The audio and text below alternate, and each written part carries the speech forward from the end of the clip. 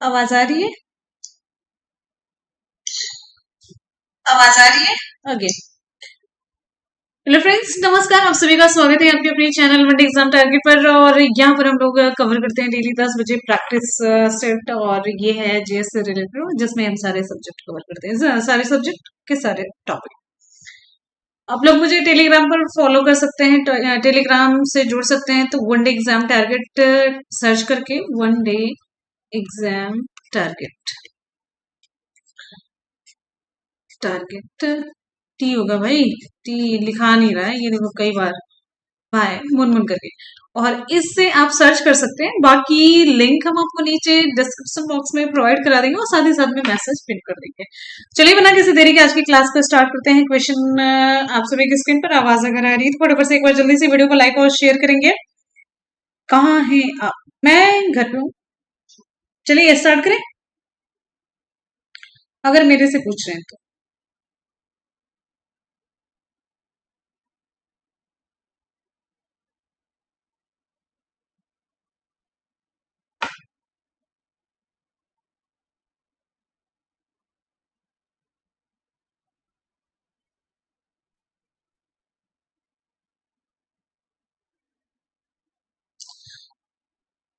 सभी स्टूडेंट जितने भी वीडियो को देख रहे हैं, फटाफट से जल्दी से वीडियो को शेयर करेंगे, एक बार जल्दी से शेयर करेंगे। और क्वेश्चन आप सभी के स्क्रीन पर यह है, निम्नलिखित में से कौन सा मुख्य ऊतक है जो किसी पौधों में, किसी पौधे में उसकी जड़ों से पत्तियों तक जल पहुंचा। अच्छा, जड़ों से पत्तियों तक जल पहुंचाने वाला ऊतक कौन सा है? जड़ है, ये पौधा है, जड़ है, यहाँ से नलिकाएं फैली हुई हैं, तो ये तने हैं और यहाँ से पत्तियां हैं। तो यहाँ से मतलब पत्तियों तक जल पहुंचाने वाली जो नलिका होती है, जो ऊतक होता है, उसे क्या नाम दिया जाता है? फ्लोएम है, पैरेन्काइम है, जाइलम है? कौन सा विकल्प आपका सही होगा? हम्म चलिए, यहाँ पर सही जवाब हमने आपको बताया है, जाइलम से जल का संवहन होता है। और बचता है भोजन का, तो फ्लोएम बच रहा है। जाइलम और फ्लोएम, फ्लोएम से आप ये समझ सकते हैं फल, फल से क्या होता है? फल खाने के लिए प्रयुक्त होता है, तो फल से एक ट्रिक है, फल से आप भोजन का कॉन्सेप्ट लगा सकते हैं। और जब भोजन है तो भोजन ये हो गया, और जाइलम से जल और खनिज लवण जो है, इससे पत्तियों तक पहुंचाया जाता है, जड़ों से होकर के। ठीक है। अच्छा, जाइलम जो है संवहन ऊतक है, और ये जल का संवहन करता है, पौधे के शीर्ष भाग तक ये करता रहता है, ये आप सभी को बताया है मैंने। और आगे बढ़ते हैं अगले क्वेश्चन की तरफ। नेक्स्ट,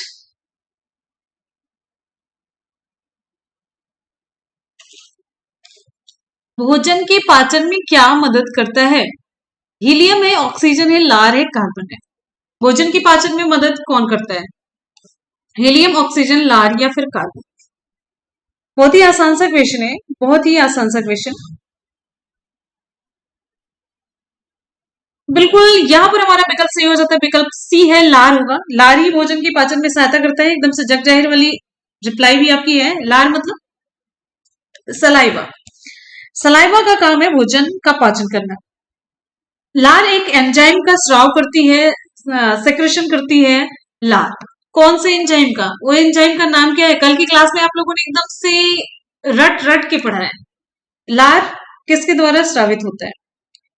लार, सॉरी, लार किस एंजाइम का स्राव करता है? टाइलिन एंजाइम का। किसका? टाइलिन। अच्छा, प्रतिदिन कितने लीटर लार उत्पादित होता है? लगभग 1.5 लीटर के करीब। लार का मुख्य काम है भोजन को चिकनाई देता है, स्वाद का पता लगाता है, और जो पॉलीसैकेराइड होता है उसका रासायनिक पाचन करता है और भोजन के साथ है सूक्ष्म जीवों को मारने का काम करता है। ये सभी लार के काम है। चलिए, और लार ग्रंथि के प्रकार भी है। पैरोटिड लार ग्रंथि, और ये सबसे बड़ी लार ग्रंथि मानी जाती है। लिख देते हैं पैरोटिड लार ग्रंथि। ठीक है, ये जानते रहिए, ये इंपॉर्टेंट क्वेश्चन पूछा गया है। और ये सबसे बड़ी लार ग्रंथि है। सब मैक्सिलरी और सब मैंडिबुलर लार ग्रंथि है। और बस ज्यादा मत जानिए, ज्यादा क्वेश्चन यही से बस ये क्वेश्चन पूछा गया है और ये इंपॉर्टेंट है।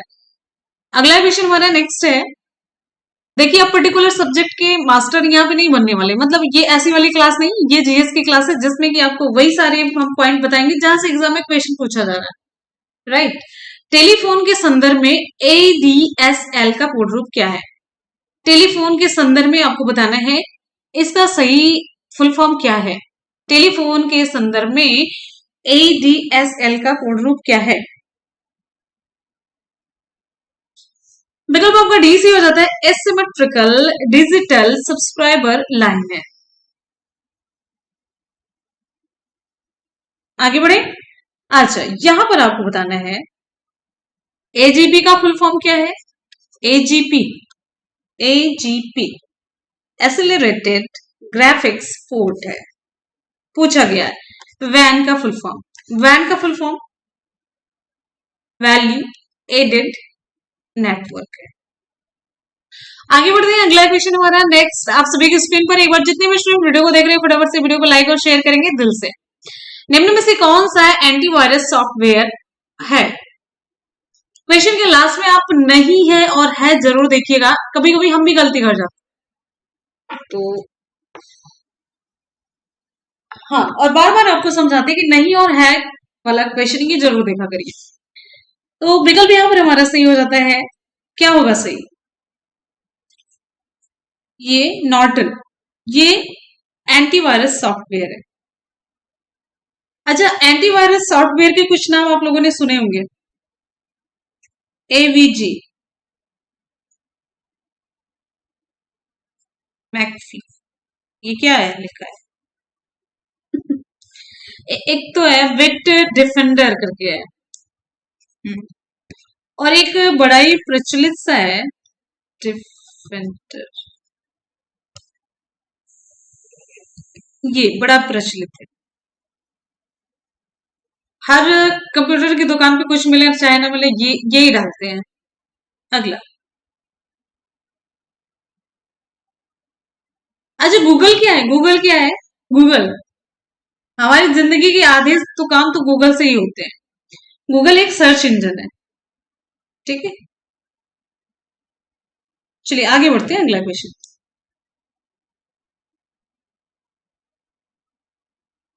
अच्छा ये बताइए, एंटीवायरस सॉफ्टवेयर कहते किसे? ऐसे सॉफ्टवेयर जिसका उपयोग मैलवेयर सॉफ्टवेयर का पता लगाने, रोकने या हटाने में किया जाता है तो उसे एंटीवायरस हम सॉफ्टवेयर कहते हैं। नेक्स्ट क्वेश्चन है, इंटरनेट तक पहुंचने के लिए अगले पेज पर मिलेगा आपको सभी विकल्प। इंटरनेट तक पहुंचने के लिए निम्नलिखित में से किसकी आवश्यकता है? इंटरनेट तक पहुंचने के लिए निम्नलिखित में से किसकी आवश्यकता होती है? टीबी है, यूनिक आईपी एड्रेस है, हैकर है, ईमेल है। विकल्प हमारा कौन सा सही होगा? इंटरनेट तक पहुंचने के लिए निम्नलिखित में से किसकी आवश्यकता होती है?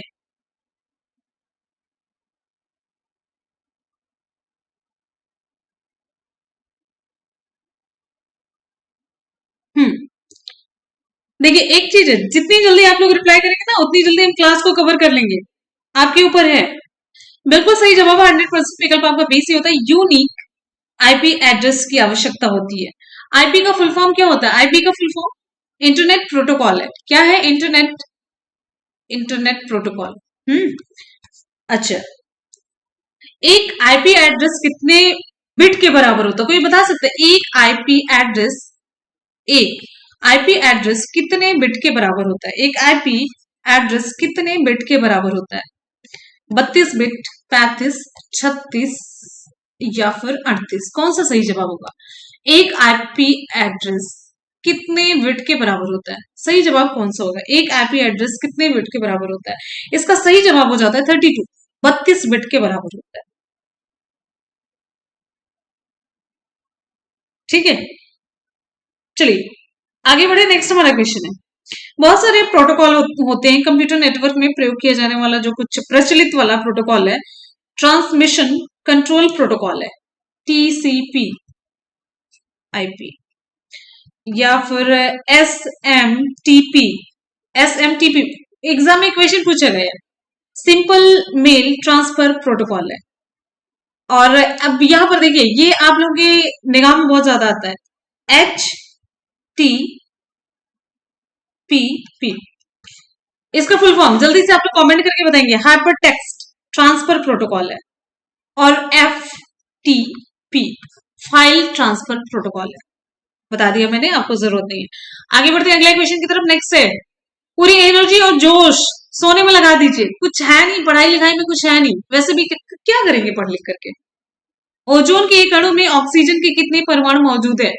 3 है, 1 है, 4 है, 2 है। कौन सा विकल्प हमारा सही होगा? फटाफट से आप लोग रिप्लाई करेंगे। अगले क्वेश्चन की तरफ बढ़ते हैं। नेक्स्ट है, ओजोन के एक अणु में ऑक्सीजन के कितने परमाणु मौजूद हैं? अगर आपको एकदम पूरी क्लास करते होंगे तो आपको एकदम से 100% पता होगा कि मैंने आपको ओजोन के बारे में बताया। विकल्प ए हमारा सही हो जाता है। 100% विकल्प ए की तरफ बढ़ेंगे। विकल्प आपका ए सही होता है, ओजोन O3। ओजोन के एक अणु में ऑक्सीजन के 3 परमाणु मौजूद है। ओजोन के एक अणु में ऑक्सीजन के 3 परमाणु मौजूद हैं। देखिए ऑक्सीजन है, अल्ट्रावायलेट रेज पड़ती है, यूवी रेज टू O3। इधर ओजोन है और ये है, एक मिनट, ये ओजोन, ये रहा ऑक्सीजन। ओजोन और ऑक्सीजन, अल्ट्रावायलेट रेज ये इधर से बन भी रहा है, ऑक्सीजन से ओजोन, ओजोन से ऑक्सीजन। देखिए ओजोन के एक अणु में ऑक्सीजन के कितने परमाणु हैं? ये रहा ना O3, ये रहा 3। तो यही जवाब आपका 3 सही हो जाता है। लेकिन अब यहाँ पर एक क्वेश्चन आपसे पूछते हैं जो कि आपके एग्जाम में वो ज्यादा पूछा जाता है, ये ज्यादा नहीं पूछा जाता है। ये जाता है ज्यादा, ये पूछा जाता है कौन सा, ओजोन की सांद्रता किस मंडल में अधिक होती है? ओजोन की सांद्रता किस मंडल में अधिक होती है? क्षोभ मंडल, समताप मंडल, बहिर्मंडल, मध्य मंडल। कौन सा सही जवाब होगा? चलिए भाई जल्दी से विकल्प फटाफट से रिप्लाई करते रहिए जल्दी से। अगला हमारा क्वेश्चन, एक बार आप लोग एनर्जी दिखा दीजिए जैसे कि मतलब समझ आए थोड़ी सी, एनर्जी जोश कितना है। यहां पर हमारा सही जवाब हो जाता है, ओजोन की सांद्रता सबसे ज्यादा किसमें है? समताप मंडल में। किसमें है? समताप मंडल, करेक्ट। चलिए मिली, अगर एक क्वेश्चन पूछा जाता है, ओजोन जो है किसका अपर रूप है? किसका अपर रूप है? अपर रूप है ये ऑक्सीजन का। अच्छा चलिए ये बताइए, अगर अपर रूप का कॉन्सेप्ट आपको पता है तो साथ ही साथ में ये बताइए कि हीरा किसका अपर रूप है? हीरा किसका अपर रूप है? चलिए ये क्वेश्चन आपके लिए है और इसी के साथ हम कुछ चीजें आपको बताते हैं। ओजोन परत क्या काम करती है? ओजोन परत सूर्य से आने वाली पराबैंगनी किरणों को अवशोषित करती है। और ओजोन की सांद्रता किस इकाई में मापते हैं? ओजोन की सांद्रता किस इकाई में मापते हैं? विकल्प यहां पर आपका है मिलीमीटर में, डॉप्सन है, और कैंडला,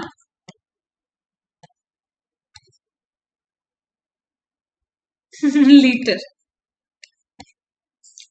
सही जवाब क्या होगा? आगे देखिए नेक्स्ट, ओजोन की सांद्रता किस में, ओजोन का जो कॉन्सेंट्रेशन है वो किस में मापते हैं?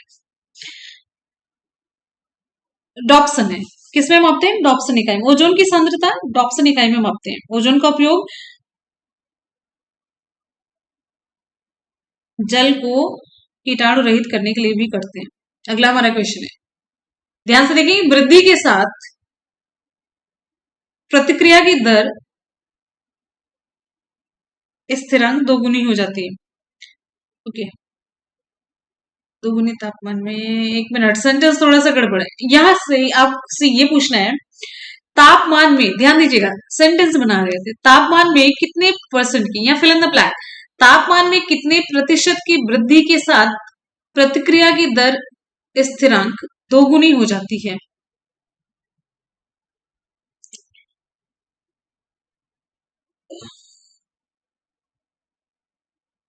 यहाँ पर हमारा विकल्प देखिए, ये 10% होना चाहिए, 10, ये 40 कहीं कुछ है नहीं, ये 10%, ये 10, सॉरी 10 डिग्री है। परसेंट यहाँ पे कहाँ से आएगा भाई, ताप है तो डिग्री होगा ना। तो यहाँ पर हमारा उत्तर सही हो जाता है। देखिए विकल्प में है नहीं, मुझे लग रहा है 100, ये टाइपिंग मिस्टेक हो जाता है। तो 10 डिग्री है। 10 डिग्री तापमान में वृद्धि के साथ प्रतिक्रिया की दर जो है, दर स्थिरांक, ये दोगुनी हो जाती है। इसका मतलब क्या है, जो मैंने ये क्वेश्चन पूछा है इसका मतलब क्या है, इसका कॉन्सेप्ट है ये, इसका मतलब ये है कि किसी रासायनिक अभिक्रिया की दर प्रति 10 डिग्री ताप बढ़ने पर कैसे कितनी हो जाती, दोगुनी हो जाती। सिंपल सा सेंटेंस ये आप समझिए। ये जो भी ये आपके ये साइंटिफिक वाली लैंग्वेज है उसको छोड़ करके आप ये जानिए ये क्या कहना चाह रहे हैं। इसका ये मतलब है कि किसी रासायनिक अपक्रिया की दर प्रति 10 डिग्री ताप बढ़ने पर दोगुनी हो जाती है। और प्रतिक्रिया की गति को प्रभावित करने वाले बहुत सारे कारक हैं जहां से एग्जाम में क्वेश्चन पूछा जाता है, और सबसे ज्यादा इसमें पूछा जाता है कि ताप बढ़ाने पे क्या होता है। 10 डिग्री ताप बढ़ने से प्रतिक्रिया की दर 2 से 3 गुनी हो जाती है, लेकिन अगर यहाँ पर दोगुनी पूछी जा रही है तो 10 डिग्री आपका ये सही जवाब हो जाएगा। आगे बढ़ेंगे, अगला क्वेश्चन हमारा, उस प्रक्रिया का नाम बताइए जिसके द्वारा कोई एकल कोशिका स्वयं को 2 भागों में विभाजित करती है। कोई एक कोशिका है, ये स्वयं को 2 भागों में विभाजित कर लेती है, फाइनली जाकर के 2 कोशिका बच जाती है। तो इस प्रक्रिया का क्या नाम है, बाइनरी विखंडन है, दोहरा बहुविखंडन, एकल विखंडन। सही जवाब क्या होगा, बाइनरी फिजन, मल्टीपल फिजन, और ये इसी में एक हरा दोहरा जोड़ते रहिए।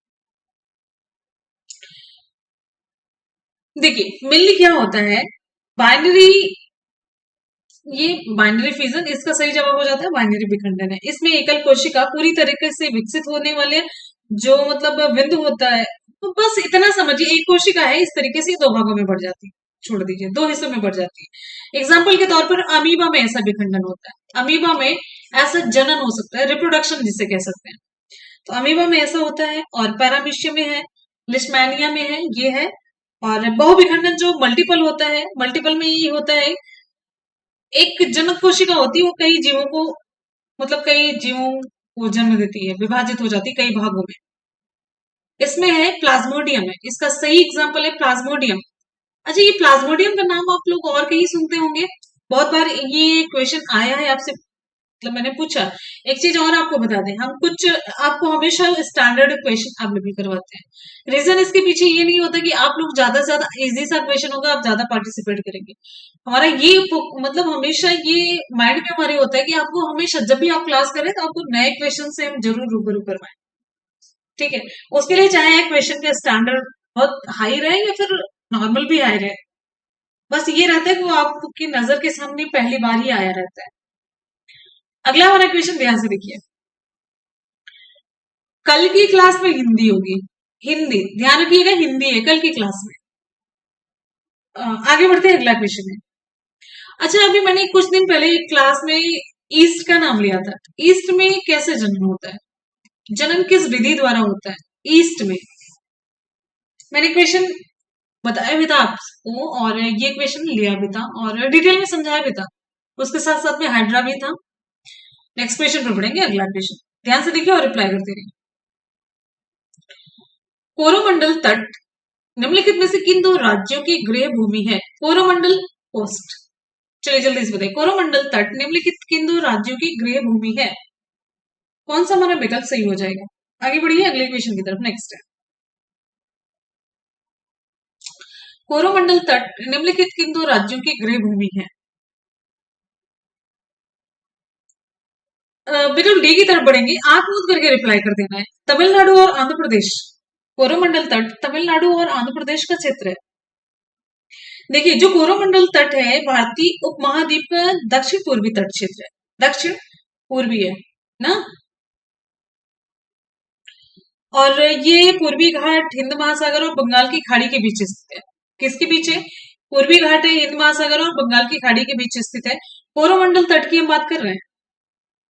अच्छा, अब यहाँ पर एक क्वेश्चन और आता है मालाबार तट का, मालाबार तट, मालाबार तट ये केरल राज्य में अवस्थित है, कहां पर है, केरल राज्य में अवस्थित है।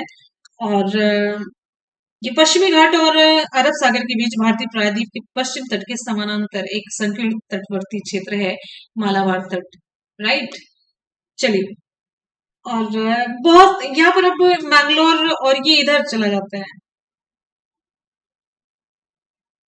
कोंकण तट की अगर हम बात करते हैं तो ये पहले देखिए, ये तो दूसरा है। मालाबार तट क्लियर हो गया, अब कोरोमंडल तट क्लियर हो गया।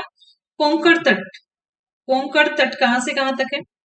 ये दीव से दमन तक का क्षेत्र, गुजरात तट, दमन से गोवा तक का ये क्षेत्र कौन सा आता है? कोंकण तट है। अगर कहीं पर गलत होगी आप लोग जरूर टोकिएगा, ठीक है। और गोवा से कर्नाटक के इधर बैंगलोर तक का क्षेत्र कन्नड़ तट के नाम से जाना जाता है। राइट। सही बता रहे हैं कि नहीं बता रहे? और कन्या इधर बैंगलोर से कन्याकुमारी तक का क्षेत्र मालाबार तट के नाम से जाना जाता है। यही हुआ। और एक क्वेश्चन आपसे पूछते हैं जो कि बहुत ही आसान सा है, बहुत ही मैंने आपको बताया भी है इसके बारे में। पश्चिमी घाट, पश्चिमी घाट और पश्चिमी घाट के साथ साथ पूर्वी घाट, पश्चिमी घाट और पूर्वी घाट का जो मिलन बिंदु है, मिलन बिंदु या फिर मिलान बिंदु आप जो भी कहिए, वो वहां पर कौन सी पहाड़ी है? और उस पहाड़ी पर कौन सी जनजाति निवास करती? बहुत ही इंपॉर्टेंट क्वेश्चन आपसे मैंने पूछा और आपकी रिप्लाई एकदम से ऐसे आ रही है कि भाई इस एनर्जी को ना बचा करके रखिए। सीरियसली इस एनर्जी को कहाँ लेके जाना मुझे नहीं पता है, बचा के रखिए, किस दिन काम आएगी पता नहीं। एग्जाम हॉल में काम आएगी, चिल्लाने के लिए हाय दैया, हाय तौबा, हाय बप्पा, अब तो मेरा कुछ हो नहीं पा रहा है, बेड़ा पार नहीं हो पा रहा है। तुम बता दो, तुम बता दो, अब ये बता दो। एक क्वेश्चन बताने के लिए रे रे रे रे करते रहना वहीं पे। नेक्स्ट वाला क्वेश्चन, अगला देखिए ध्यान से। पश्चिमी और पूर्वी कौन सी है? नीलगिरी की पहाड़ियां। कौन सी है? नीलगिरी की पहाड़ियां हैं, बिल्कुल सही है। और साथ ही साथ में कौन सी जनजाति है यहाँ पर? टोडो जनजाति है। कौन सी जनजाति है? सॉरी, टोडा जनजाति निवास करती है यहाँ पर। बहुत बहुत बहुत मोस्ट इंपोर्टेंट क्वेश्चन है। जहां पर पश्चिमी और पूर्वी घाट मिलते हैं, मिलन बिंदु पर वो नीलगिरी की पहाड़ियां, और नीलगिरी की पहाड़ियों पर कौन सी जनजाति रहती है? इसका सही जवाब हो जाता है टोडा जनजाति रहती है। नेक्स्ट क्वेश्चन हमारा अगला। भारतीय अंतरिक्ष अनुसंधान संगठन ISRO, Indian space research organisation ने अपने चंद्र अन्वेषण मिशन चंद्रयान-2 के लिए किस प्रक्षेपण यान का उपयोग किया था? अब देखिए ये क्वेश्चन क्या आपके दिमाग में या फिर आपके जेहन में या फिर आपके आंख के सामने कभी आया नहीं है? आया है। अब आप गलत कर दें तो आपकी महानता है। ये क्लास डेली होती है, डेली हमारे बच्चे आते हैं, लेकिन वही बस पीछे से इनको धक्का देना पड़ता है। चलो भाई, चलो चलो चलो चलो। यहाँ पर हमारा विकल्प सही हो जाता है, विकल्प ए, GSLV-MK3, ए 100% बिल्कुल। भारत शासन अधिनियम 1935 ने पहली बार कौन सी व्यवस्था की दी थी? द्वैध शासन, केंद्र शासित प्रदेश, प्रांतीय स्वायत्तता, स्व स्वायत्तता। कौन सा विकल्प सही होगा हमारा? बिल्कुल, भारत शासन अधिनियम 1935 की अगर हम बात करते हैं तो यहाँ पर हमारा विकल्प सही हो जाता है, विकल्प सी है, प्रांतीय स्वायत्तता है। 100% हम सी की तरफ बढ़ेंगे। बिल्कुल। देखिए जब ये पूरी आप डेली क्लास करेंगे और डेली हमारी हर एक क्वेश्चन को सुनेंगे, साथ में साइड के इंपॉर्टेंट फैक्ट्स आप देखते रहेंगे ना, आपकी जीएस की गारंटी हम लेते हैं। कभी मतलब आप कोई भी एग्जाम दिया हो, चाहे यूपीएससी का दे दो, यूपीपीएससी का दे दो, आप 100% स्कोर करके आओगे। देखिए बाकी आपको अपना पढ़ना ही पड़ेगा ना, मेंस वाला। ये भारत शासन अधिनियम 1935 में प्रांतीय स्वायत्तता का प्रावधान किया गया था। अच्छा, आपको यहाँ पर बहुत सारे फैक्ट हम यहाँ पर इंपॉर्टेंट बताते चलेंगे। भारत शासन अधिनियम के एक्ट के द्वारा पहली बार संघात्मक सरकार की स्थापना का प्रयास किया गया। इस एक्ट के तहत राज्यों में द्वैध शासन को एक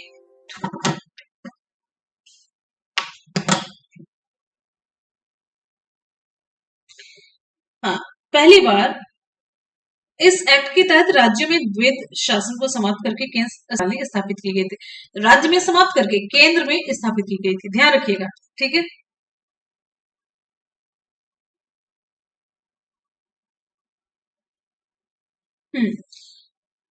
चलिए, और इसी एक्ट के तहत एक संघीय न्यायालय की स्थापना की गई। सारे इसी से रिलेटेड है, संघीय न्यायालय की स्थापना इसी के तहत की गई। और इसी एक्ट के तहत बर्मा को भारत के प्रशासन से अलग कर दिया गया था।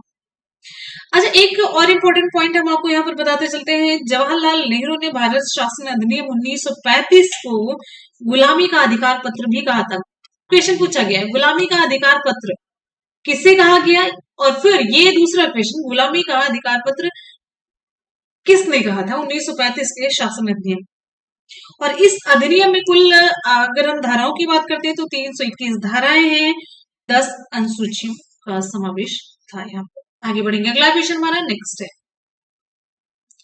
निम्नलिखित में से कौन संयुक्त राष्ट्र प्रणाली का बाहरी निरीक्षण निकाय है? अगला ध्यान से देखेंगे, सारे क्वेश्चन आप ध्यान से देखेंगे।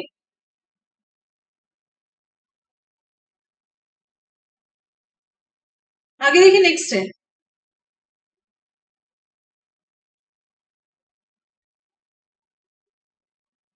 अगला क्वेश्चन हमारा नेक्स्ट है, निम्नलिखित में से कौन संयुक्त राष्ट्र प्रणाली का बाहरी निरीक्षण निकाय है? यहां पर हमारा विकल्प सही हो जाता है, विकल्प आपका डी सही हो जाता है, संयुक्त निरीक्षण इकाई है। विकल्प आपका डी से होता है, संयुक्त निरीक्षण इकाई है, राइट। संयुक्त निरीक्षण इकाई संयुक्त राष्ट्र प्रणाली का बाहरी निरीक्षण निकाय है। संयुक्त निरीक्षण इकाई एक संयुक्त राष्ट्र महासभा द्वारा स्थापित इकाई है और इसकी स्थापना की बात करते हैं तो 1976 होगा, 1976 में।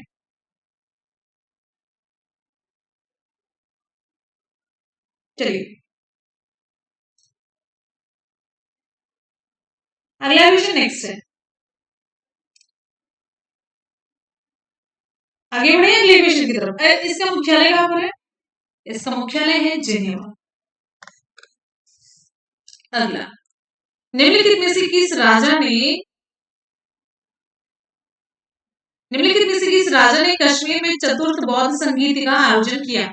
निम्नलिखित में से किस राजा ने कश्मीर में चतुर्थ बौद्ध संगीत का आयोजन किया?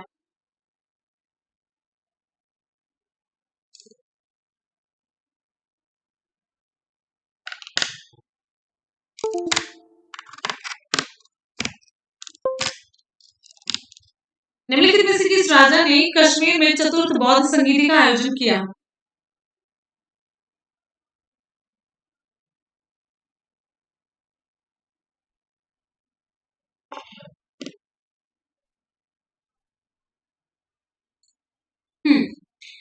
यहाँ पर सही जवाब हो जाता है विकल्प आपका सी, कनिष्क। विकल्प सी से होता है चतुर्थ बौद्ध संगीति। चतुर्थ बौद्ध संगीति का आयोजन, चतुर्थ बौद्ध संगीति का आयोजन ये कनिष्क ने किया था, इसका सही जवाब है। अच्छा, यहाँ पर हम देखिए आपको डिटेल में सारी चीज बताते चलते हैं।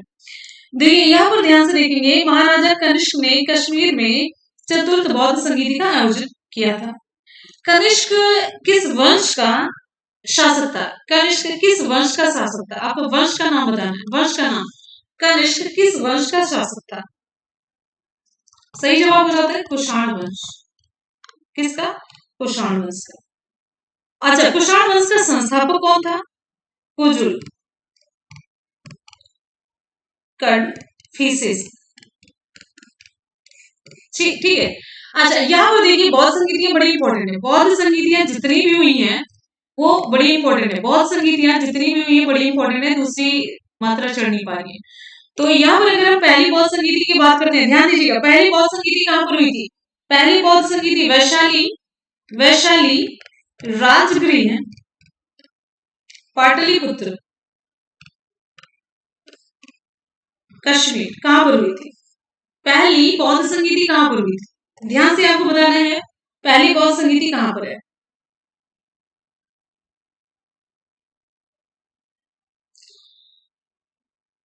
ठीक है, यहाँ पर जो पहली बौद्ध संगीति हुई थी वो कहां पर हुई थी? राजगृह, बिल्कुल सही है।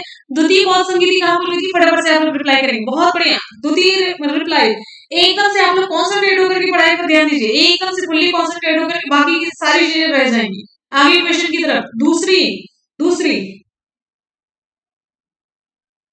अगला क्वेश्चन, यहाँ पर हमारा द्वितीय बौद्ध संगीति कहां पर हुई थी? द्वितीय बौद्ध संगीति किस स्थान पर?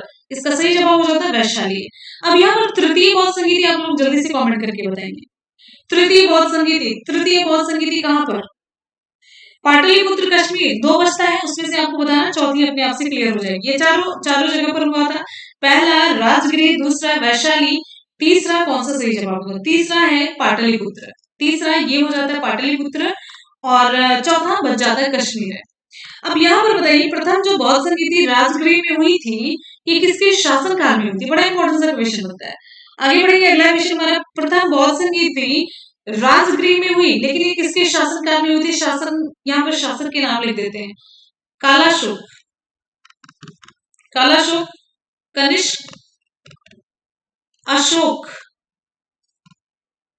अजात शत्रु।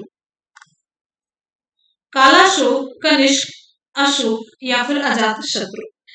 पहली जो बिल्कुल सही अजात शत्रु के शासनकाल में हुई थी, पहली होगी। अच्छा दूसरी, दूसरी कौन संगीति किसके शासनकाल में हुई थी? दूसरी वाली किसके शासनकाल में हुई थी? फटाफट से रिप्लाई करेंगे। बिल्कुल, दूसरी किसके शासनकाल में हुई थी? दूसरी दूसरी किसके? जल्दी से आप लोग, दूसरी किसी की रिप्लाई अभी आई नहीं। हाँ, कालाशोक, किरण सिंह, बहुत बढ़िया। कालाशोक, वैसे पहली रिप्लाई की बात नहीं, कालाशोक, ठीक है। तीसरी किसके किसके समय में हुई थी? तीसरी अशोक बस्ते, चौथी क्योंकि क्वेश्चन में पूछ लिया गया तो वहां से नकल मार करके आप आराम से बता सकते हैं, ठीक है। चलिए आगे बढ़ते हैं, अगला क्वेश्चन हमारा ये ना, ये पूरा एकदम से ये बौद्ध संगीत से रिलेटेड जो क्वेश्चन पूछा जाता है ये पूरा गढ़ है, मतलब ये चार यहाँ पर जो आपको मैंने बता दिया स्क्रीन पर, बस वो ध्यान रखिए। आगे बढ़ते हैं, अगला क्वेश्चन हमारा नेक्स्ट है, ध्यान से देखेंगे। निम्नलिखित पहाड़ियों में से किसकी पश्चिमी सीमा पर भारतीय रेगिस्तान है? निम्नलिखित पहाड़ियों में से किसकी पश्चिमी सीमा पर भारतीय रेगिस्तान है?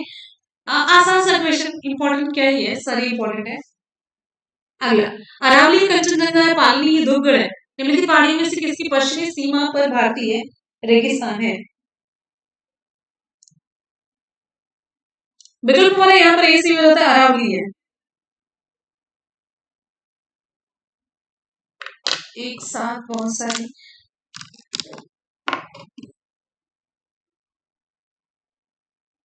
ये वाला मैंने कमेंट पढ़ा तो आवाज बहुत ज्यादा आ रही है, लेकिन हम इसलिए नहीं रुके थे ना कि अभी ऐसे डिस्टर्ब हो जाएगा, कम से कम चीजें समझ में तो आ रही है। अब अभी भी नहीं ठीक है?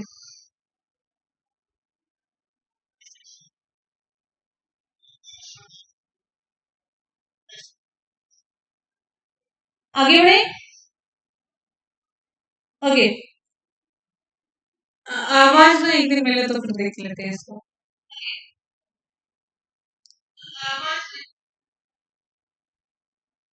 अगला क्वेश्चन यहाँ पर ध्यान से देखिए, विकल्प आपका ऐसे हो जाता है, अरावली है। देखिए अरावली पहाड़ियां पश्चिमी सीमा पर स्थित भारतीय रेगिस्तान है और अरावली जो है ना उत्तर, ध्यान दीजिएगा, उत्तर पर्वतीय भारत, सॉरी उत्तर भारतीय पर्वतमाला है।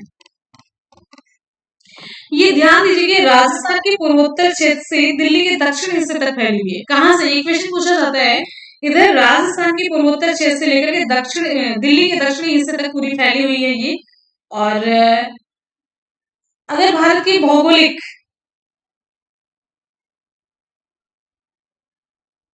अगला यहाँ पर देखिए जो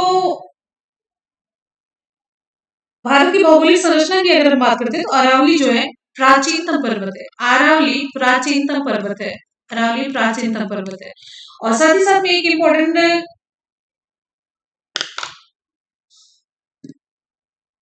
हमने आपसे पूछा था ना, आपको ये बता दीजिएगा, कॉपी पेस्ट नहीं भाई, और आप लोग हमें माइक के बारे में थोड़ा सा सजेस्ट कर दीजिएगा। और अगला यहाँ पर एक और पॉइंट है, अरावली का सर्वोच्च पर्वत शिखर क्या है? अरावली का सर्वोच्च पर्वत शिखर क्या है? अरावली का सर्वोच्च पर्वत शिखर आपको बताना है जल्दी से। अनाईमुडी है, अनाईमुडी, ध्यान दीजिएगा, अनाईमुडी, गुरु शिखर, गुरु शिखर, कंचनजंगा, कौन सा सही जवाब होगा? फटाफट से आप लोग रिप्लाई करेंगे। इसका सही जवाब हो जाता है गुरु शिखर, बिल्कुल सही है, ये माउंट आबू से संबंधित है। अरावली, अरावली पर्वत श्रृंखला के जो दर्रे हैं, इधर आपका देसुली नाल हाथी दर्रा और सोमेश्वर नाल दर्रा ये है। और आगे बढ़ेंगे, अगला क्वेश्चन हमारा। और एक और चीज है, राजस्थान को उत्तर से दक्षिण दो भागों में कौन सी पर्वतमाला बांटती है? तो आपका उत्तर यही सही हो जाएगा, अरावली पर्वतमाला, राइट। आगे बढ़ेंगे, अगला क्वेश्चन हमारा नेक्स्ट है, अरे ये आवाज बुक गड़बड़ से नेक्स्ट क्वेश्चन हमारा अगला। परेशान मत होइए, अभी आवाज सही हो जाएगी। संयुक्त राष्ट्र महासभा 21 जून को इस रूप में मनाती है।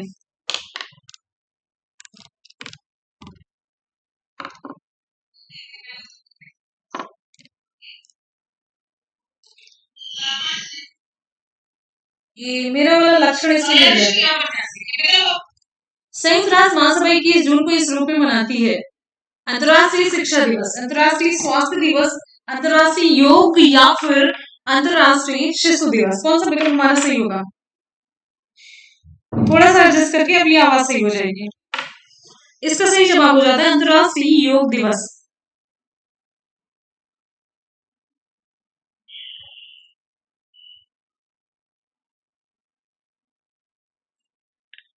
अंतर्राष्ट्रीय योग दिवस। अब योग वाली मुद्रा भी कहां से आप लोगों को मिल जाती है? चलिए थोड़ा बहुत कभी कभी एडजस्टमेंट। अब ये बताइए पहली बार ये दिवस कब मनाया गया था? 2014 में, 2015 या फिर 2016 में? इतनी प्यारी सी आवाज है मेरी, है? करंट की क्लास आप करवाएंगे, करंट की क्लास हम करवा रहे हैं, कल करवाते हैं। तो ये 2015 इसका सही जवाब है। कब से है? 2015 से मनाया जा रहा है। अच्छा ये आप बताना है अंतर्राष्ट्रीय योग दिवस 2021 की थीम। 2021 की थीम क्या है? 2021 की थीम क्या है? आज नहीं आवाज सही है, आप थोड़ा सा मैनेज कर लीजिए। 2021 की थीम क्या है? जल्दी से बताएंगे।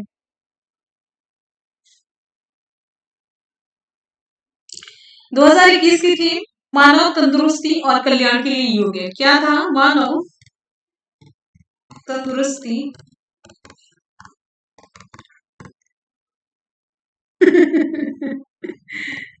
कल्याण की। पता है जिस दिन नेटवर्क साथ देता है उस दिन आवाज नहीं देती, जिस दिन आवाज देती है नेटवर्क नहीं देता। तो मेरे साथ कुछ ना कुछ ऐसे लोचा ही हुआ रहता है। अच्छा यहाँ पर ये है, और साथ ही साथ में आपको बताना है अंतर्राष्ट्रीय शिक्षा दिवस कब मनाया जाता है। अंतर्राष्ट्रीय अंतर्राष्ट्रीय शिक्षा दिवस कब मनाया जाता है? अंतर्राष्ट्रीय शिक्षा दिवस।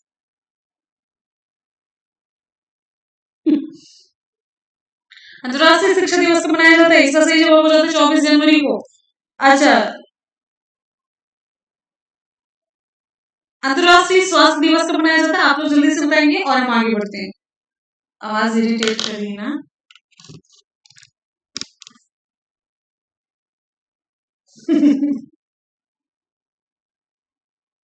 चलिए आगे बढ़ते हैं, अगर आवाज सही ना हुई तो देख लेंगे। भारत के निम्नलिखित स्वतंत्रता सेनानियों में से किसे सीमांत गांधी के नाम से जाना जाता है? सीमांत गांधी के नाम से।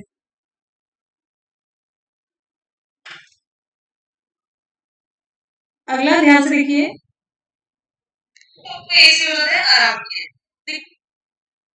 क्लास अच्छी है, चलिए। अच्छा भारत के निम्नलिखित, यहाँ पर सही जवाब हो जाता है विकल्प आपका ए खान अब्दुल गफ्फार खान। विकल्प ए हमारा सही होता है खान अब्दुल गफ्फार खान। विकल्प ए हमारा 100% सही हो जाता है। देखिए भारत के स्वतंत्रता सेनानी में से खान अब्दुल गफ्फार खान को सीमांत गांधी के नाम से जाना जाता है। और खान अब्दुल गफ्फार खान ने 1929 में एक संगठन की स्थापना की थी। संगठन का नाम आपको बताना, संगठन की स्थापना की थी। संगठन का नाम क्या है? संगठन का नाम क्या है आपको बताना है। संगठन का नाम, संगठन का नाम था खुदाई खिदमतगार। क्या था? खुदाई खिदमतगार।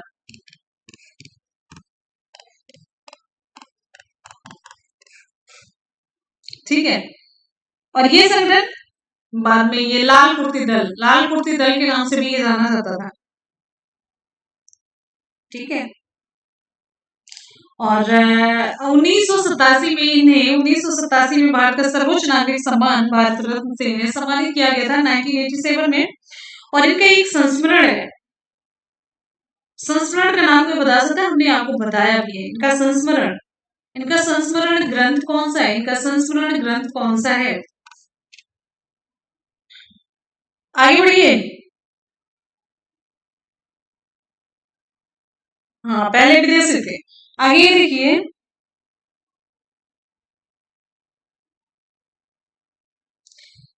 संस्मरण ग्रंथ। या एक एक चीज और है, कोई भी यहाँ पर ऐसी कोई बात नहीं चलनी चाहिए, बिल्कुल भी नहीं। हम सारे एक एक करके ब्लॉक करेंगे। कोई भी एकदम से पंचायती यहाँ पर नहीं होनी चाहिए, बिल्कुल भी नहीं होनी चाहिए। कृपया करके शांति बनाए रखें, एकदम से शांति। ना तो हम एक एक करके ब्लॉक करेंगे, सीरियसली बता रहे हैं, एकदम से हमें कुछ नहीं चाहिए।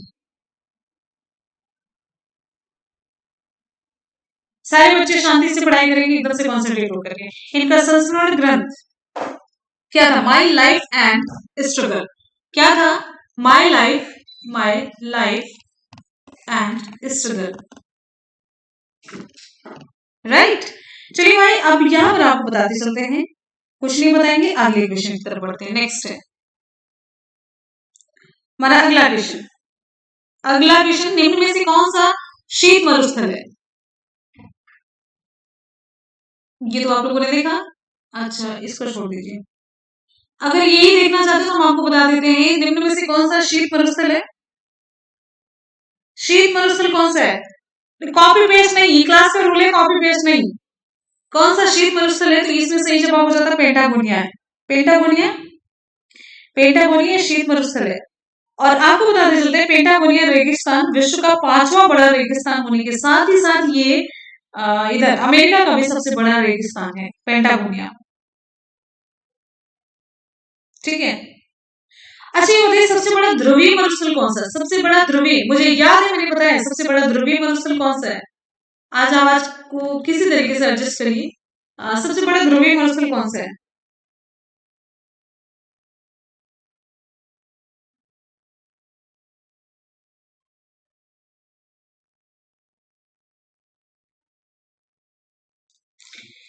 ध्रुवीय, सबसे बड़ा ध्रुवीय मरुस्थल कौन सा है?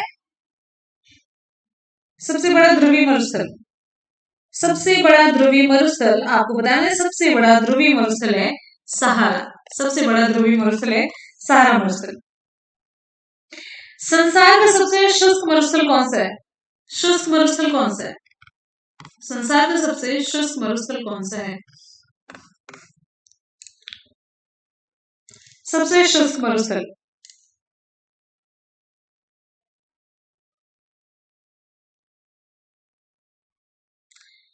संसार का सबसे अटकामा। आवाज सही नहीं हुई ना? अगला, अच्छा ये बताइए, ग्रेट इंडियन डेजर्ट के नाम से किस मरुस्थल को जाना जाता है? और ये दक्षिण एशिया का सबसे बड़ा मरुस्थल है। इसके रिप्लाई आप लोग नीचे कमेंट में बताते रहेंगे, तब तक हम आगे बढ़ते हैं। अगला क्वेश्चन है, ध्यान से देखेंगे नेक्स्ट क्वेश्चन की तरफ, किसी तरीके से मैनेज करिए, बाकी हम तो कल देखेंगे।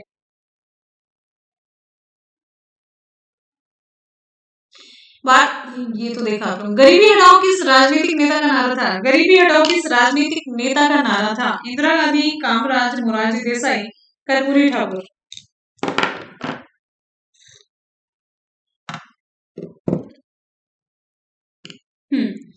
यहाँ पर हमारा गरीबी हटाओ किस राजनीतिक नेता का नारा था? ठीक है, गरीबी हटाओ ये विकल्प आपका ए से हो जाता है, इंदिरा गांधी का नारा था। किसका नारा था? इंदिरा गांधी का था। और इंदिरा गांधी ने इधर आप 1966 से लेकर के 77 तक, 1966 से 1977 तक लगातार 3 कार्यकाल के लिए भारत की प्रधानमंत्री ये रही। और उसके बाद चौथे कार्यकाल में 1980 से लेकर के 1984 तक ये प्रधानमंत्री रही थी। 84 ऐसे लिखा जाता है, 84 आगे पीछे कर दीजिए। अच्छा, गरीबी हटाओ देश बचाओ का नारा 1971 के आम चुनाव में इन्होंने दिया था, गांधी जी, इंदिरा गांधी ने दिया था। और इस नारे का प्रयोग किस पंचवर्षीय योजना में किया गया था? आपको बताना है। ये जो नारा था गरीबी हटाओ देश बचाओ, इसका नारा किस पंचवर्षीय योजना में किया गया था? प्रथम था, द्वितीय था, तृतीय था, चतुर्थ था या फिर पंचम? इनके जीवन काल से, इनके कार्यकाल से आपको अंदाजा लगा सकते हैं कि प्रथम, द्वितीय, तृतीय या फिर चतुर्थ, पंचम में था। कौन से पंचवर्षीय योजना में यह नारा था? तो सही जवाब होगा, हो जाएगा 5वीं पंचवर्षीय योजना में ये नारा दिया गया था। ठीक है, लाइव है, लाइव है, टोटली लाइव है, कोई नहीं, मैं बता रही हूँ। चलिए, 5वीं पंचवर्षीय योजना में निर्धनता उन्मूलन को योजना के प्रमुख उद्देश्य के रूप में स्वीकार किया गया था। आगे बढ़ते हैं, अगला क्वेश्चन नेक्स्ट है। पोंगल पक्षी गणना निम्नलिखित में से किस राज्य की पहल है? पोंगल पक्षी गणना निम्नलिखित में से किस राज्य की पहल है? फटाफट से बताइए जल्दी से।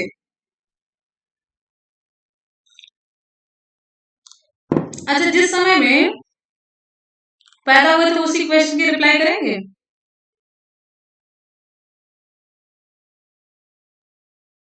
अगला, पोंगल पक्षी गणना निम्नलिखित में से किस राज्य की पहल है? यहाँ पर सही जवाब हमारा हो जाता है पोंगल पक्षी तमिलनाडु। भाई, तमिलनाडु की राजधानी क्या है? तमिलनाडु के सीएम कौन है? इन दोनों क्वेश्चन की रिप्लाई आपको जल्दी से करना है कमेंट सेक्शन में और फटाफट से हम आगे की तरफ बढ़ते हैं। चलिए भाई, अगला क्वेश्चन है, भारत में वस्तु और सेवा कर कब से लागू किया गया था? भारत में वस्तु और सेवा कर GST, goods and services tax, स्टैलिंग,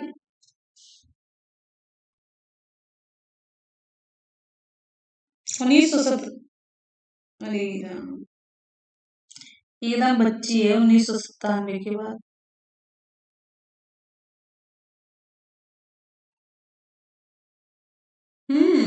अच्छा है, और भी बच्चों की रिप्लाई आती है। अच्छा, विकल्प यहाँ पर हमारा सी हो जाता है 1 जुलाई 2017 से। विकल्प सी हमारा सही होता है 1 जुलाई 2017 से जीएसटी लागू किया गया था। अच्छा, यहाँ पर हमने एक क्वेश्चन तो आपको बताया भी है, ये डिटेल में बताया आपको, ध्यान दीजिएगा। अब यहाँ पर आप ध्यान से बताइए, इसके अध्यक्ष कौन होते हैं? जीएसटी जो होता है, जैसे वस्तु और सेवा कर परिषद द्वारा संचालित होता है। वस्तु और सेवा कर परिषद द्वारा संचालित होता है जीएसटी। अच्छा, इसके अध्यक्ष कौन होते हैं? इसके अध्यक्ष प्रधानमंत्री, वित्त मंत्री, राष्ट्रपति या फिर उपराष्ट्रपति, कौन होते हैं? जल्दी से। इसके होते फाइनेंस मिनिस्टर, बिल्कुल सही है। अच्छा, जीएसटी के तहत वस्तुओं और सेवाओं को 0%, 5%, 12%, 18% और 28% ये दर लगाई जाती है जीएसटी के अंतर्गत। 3 प्रकार के टैक्सेस होते हैं जीएसटी में, CGST, SGST, IGST, full form हम बता चुके हैं। अगला क्वेश्चन नेक्स्ट है, एलिफेंटा की गुफाएं कहाँ पर स्थित है? जग जाहिर वाला क्वेश्चन, और आप लोग इसको इतना किए ना, एलिफेंटा तो हमको लगता है घूमने में उतना इंटरेस्ट नहीं आएगा जितना आप लोग क्वेश्चन के रिप्लाई करने में आएगा।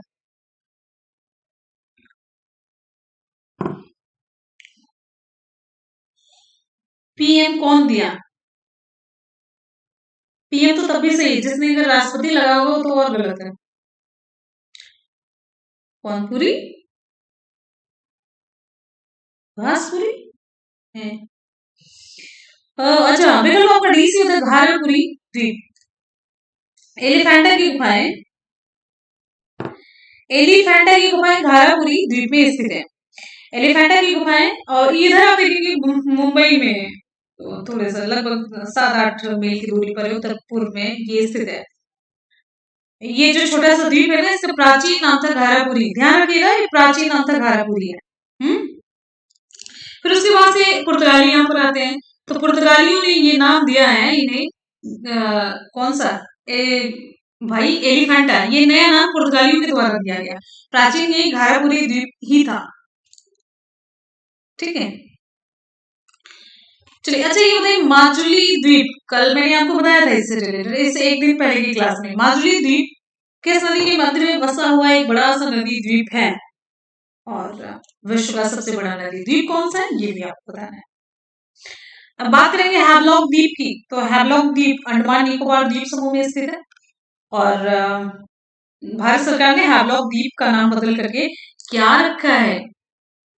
गांधी द्वीप, तिलक द्वीप, स्वराज्य, कौन सा द्वीप रखा है? बिल्कुल सही है, ब्रह्मपुत्र नदी में। हमने जो माजुली के बारे में पूछा, तो विश्व का सबसे बड़ा नदी द्वीप माजुली है, किस नदी में स्थित है? ब्रह्मपुत्र है, असम में, असम के ब्रह्मपुत्र नदी में। और हैवलॉक का नाम बदल करके क्या रखा गया है? स्वराज द्वीप, बिल्कुल सही जवाब है। आगे बढ़ते हैं अगले क्वेश्चन की तरफ। नेक्स्ट है, अगला क्वेश्चन ध्यान से देखेंगे, देखते हैं आगे आपको मिलता है कि नहीं मिलता है। अगला क्वेश्चन आप सभी के स्क्रीन पर आ रहा है, धीरे धीरे धीरे धीरे धीरे, ये रहा। भारत में कृषि और संबद्ध गतिविधियों हेतु ऋण के संवितरण में सबसे अधिक हिस्सेदारी वाणिज्यिक बैंकों की है। अरे ये पूछना ही था, इसमें फिल इन द ब्लैंक था ना, भारत में फिल इन द ब्लैंक और संबद्ध गतिविधियों, तो ये कृषि होगा, भरा जाएगा इसमें, ये क्वेश्चन पूछा जा रहा है।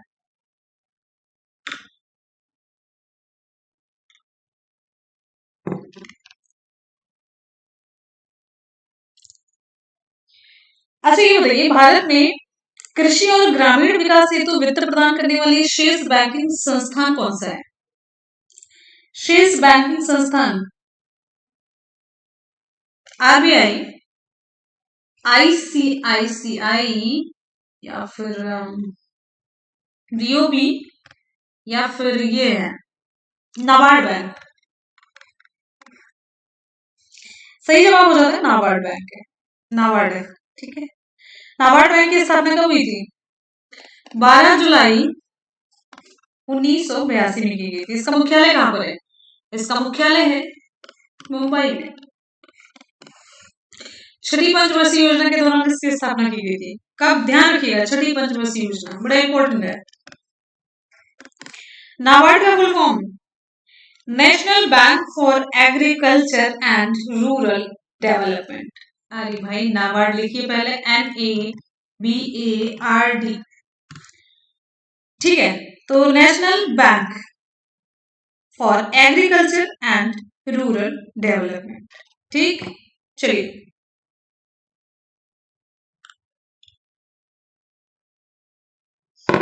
गवर्नर जनरल लॉर्ड डलहौजी ने किस साम्राज्य को चेरी कहा था? ये क्वेश्चन आप लोग कर चुके हैं क्या? मुझे ऐसे ऐसे लग रहा है, बनाया मैंने नया है लेकिन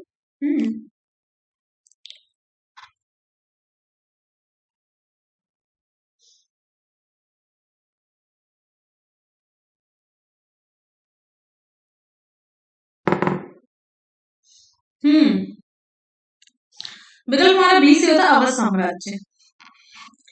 सभी लोग कहाँ है भाई? एक बार मतलब सच में नींद आ रही, थके हैं, या फिर गुजिया बना रहे, क्या कर रहे हैं?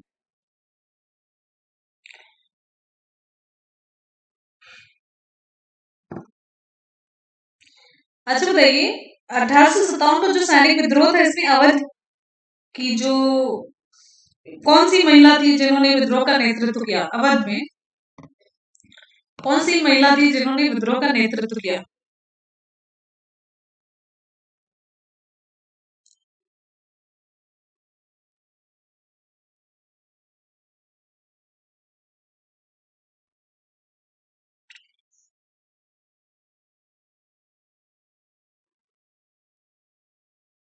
हाँ आगे देखिए, अगला तो पूछ तो रहे हैं।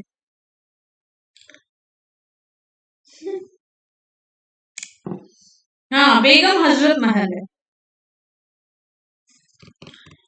बेगम हजरत महल। तो कुर्सी पर कहाँ बैठे हैं? कुर्सी को ऊपर रखिए, बेगम हजरत महल।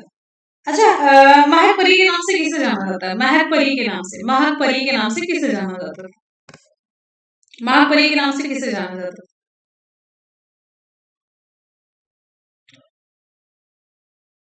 अगला क्वेश्चन हमारा, महक परी के नाम से किसे जाना जाता था?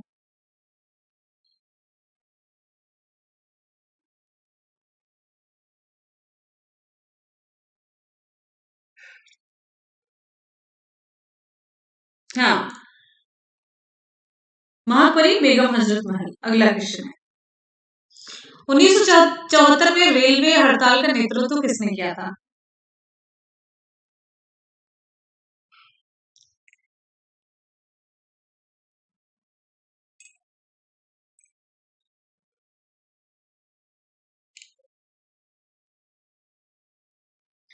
अगला ध्यान से देखिए, एक तो आवाज नहीं आ रही, नेटवर्क सही नहीं, सारी चीजें हैं।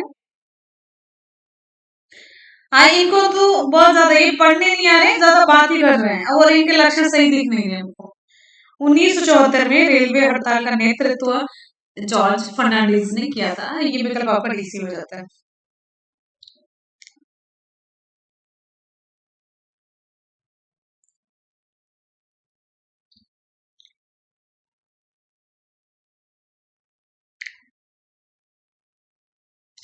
रेल हड़ताल 8 मई को स्टार्ट हुई थी, 8 मई 1974 को। चलिए आगे बढ़ते हैं।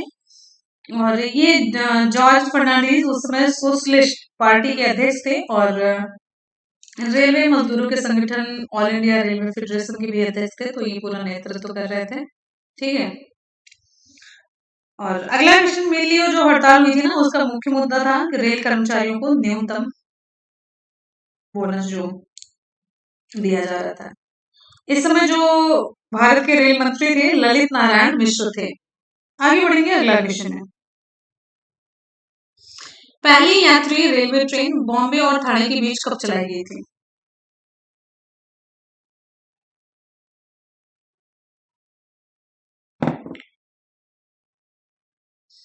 पहली यात्री ट्रेन रेलवे ट्रेन बॉम्बे और ठाणे के बीच कब चलाई गई थी?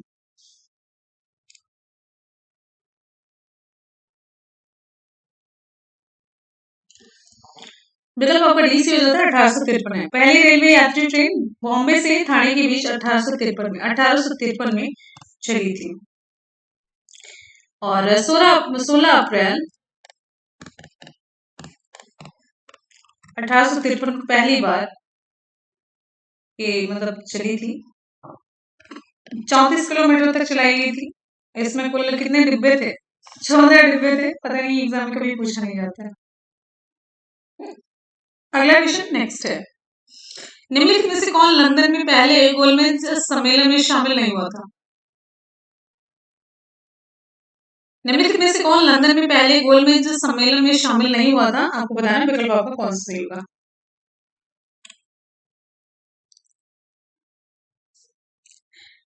Black beauty. आगे लंदन के पहले गोलमेज सम्मेलन में नहीं हुआ था ना भारतीय राष्ट्रीय कांग्रेस। ये भारतीय राष्ट्रीय कांग्रेस इसका सही जवाब हो जाता है, भारतीय राष्ट्रीय कांग्रेस।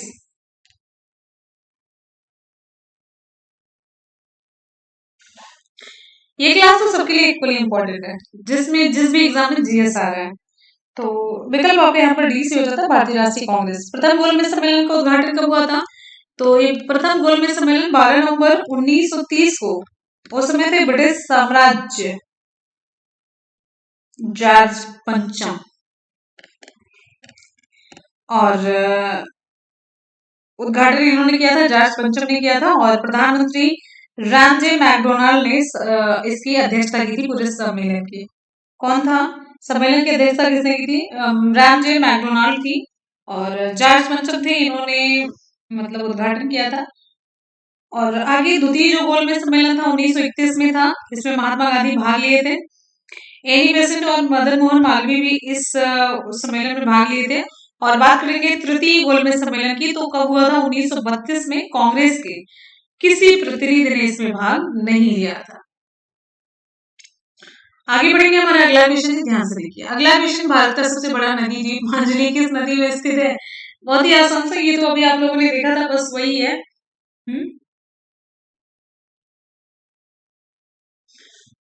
यहाँ पर सही जवाब हमारा हो जाता है ब्रह्मपुत्र। विकल्प आपका बी से होता है ब्रह्मपुत्र।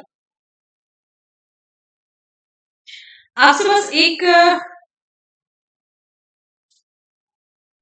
क्वेश्चन ये पूछना है कि क्या ये गिनीज वर्ल्ड रिकॉर्ड में ये शामिल है कि नहीं माजुली, और अगर शामिल है तो कब शामिल की गई?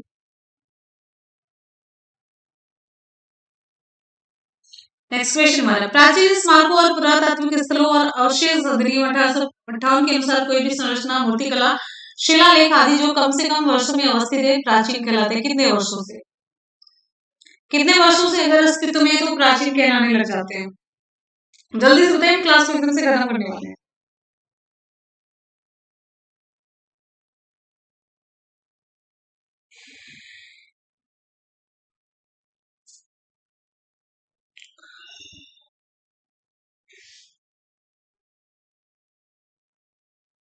सही जवाब हो जाता है विकल्प सी, 100 है ना, विकल्प सी 100 वर्ष।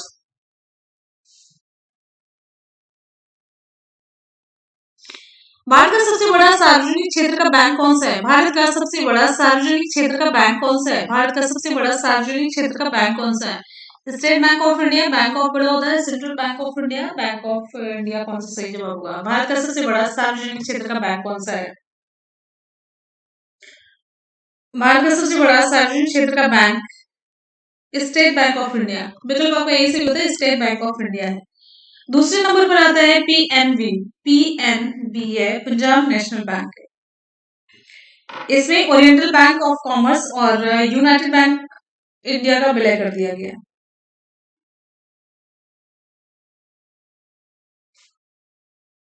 ठीक,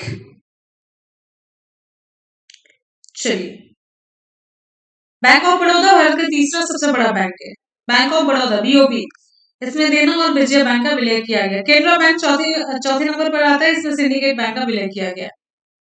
चलिए भाई आगे बढ़ते हैं, अगला क्वेश्चन हमारा नेक्स्ट है, एशियाई विकास बैंक का मुख्यालय किस देश में स्थित है? एशियाई, एडीबी, एशियन डेवलपमेंट बैंक, इसका मुख्यालय कहाँ पर स्थित है? जापान है, फिलीपींस है, उत्तरी कोरिया, चीन, विकल्प कौन सा हमारा सही होगा?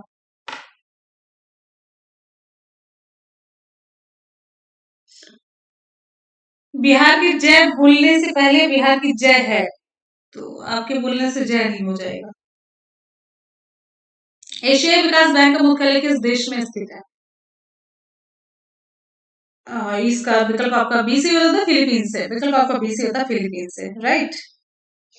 फिलीपींस। और एशिया विकास बैंक की स्थापना कब हुई थी? 1966 में हुई है। और आगे बढ़ते हैं, अगला क्वेश्चन। ऊंट को रेगिस्तान का जहाज कहा जाता है, इस धारणा से लिया गया है, मतलब क्या कॉन्सेप्ट है जिसके आधार पर कहा जाता है कि ऊंट को ऊंट को रेगिस्तान का जहाज कहा जाता है, इस धारणा से लिया गया। जी, हम पटना से हैं। तो यहाँ पर विकल्प हमारा सही हो जाता है सी, ऊंटों का उपयोग रेगिस्तान में परिवहन के लिए किया जाता है। तो ये कॉन्सेप्ट है रेगिस्तान का जहाज वाला।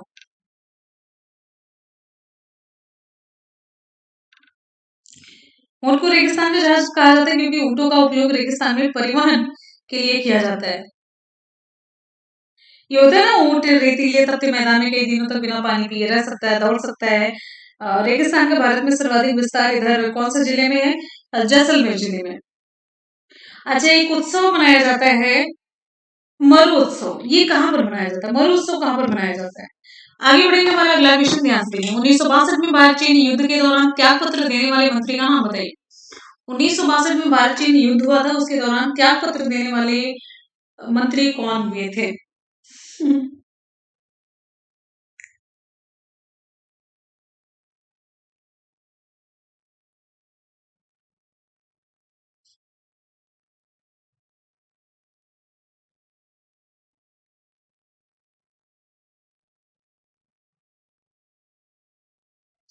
शाबाश।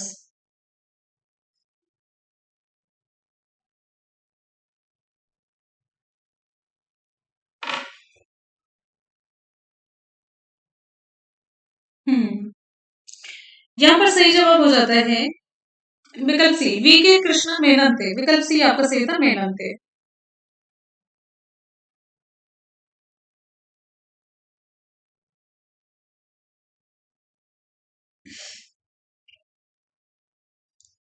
अगला, अरे भाई जिसने ये कहा प्रधानमंत्री ये थे।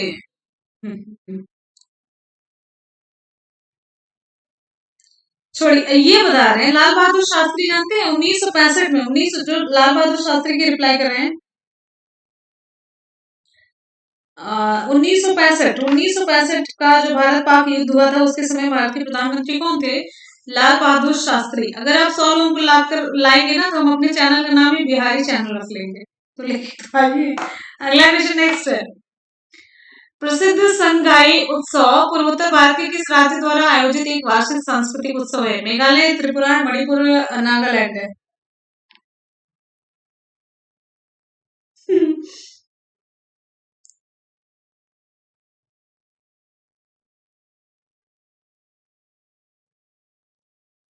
आगे, प्रसिद्ध संगाई उत्सव पूर्वोत्तर भारत के किस राज्य द्वारा आयोजित एक वार्षिक सांस्कृतिक उत्सव है?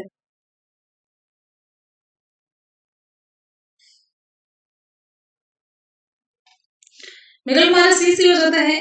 विकल्प सी मणिपुर है। विकल्प सी हमारा सही होता है, मणिपुर है। चलिए भाई, ये क्लास यहाँ पर हो जाती है कंप्लीट। कर लेते हैं आज का सुपर फास्ट रिवीजन। हाँ, आवाज गड़बड़ है। सबसे बड़ा सबसे बड़ी बात ना आवाज की है। चलिए, आवाज कल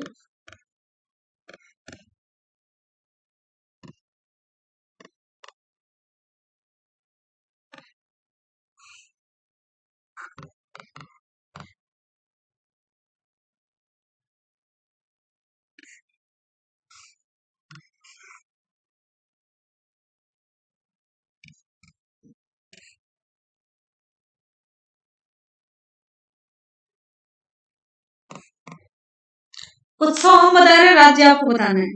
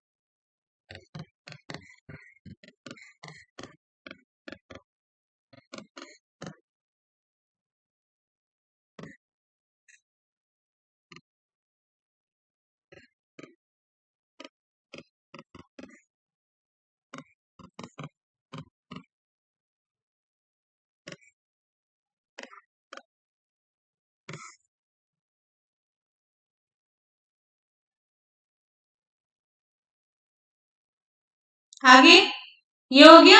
इतने सारे क्वेश्चन की रिप्लाई आपको नीचे कमेंट सेक्शन में करनी है। ठीक, चलिए रिवीजन भी कर लेते हैं। निम्नलिखित में से कौन सा मुख्य ऊतक है जो किसी पौधों में इसकी जड़ों में से पत्तियों तक जल पहुंचाता है? ये सही जवाब कौन सा होगा? विकल्प हमारा सी सी होता है, जाएगा में। नेक्स्ट क्वेश्चन, भोजन के पाचन में क्या मदद करता है? भोजन के पाचन में क्या मदद करता है?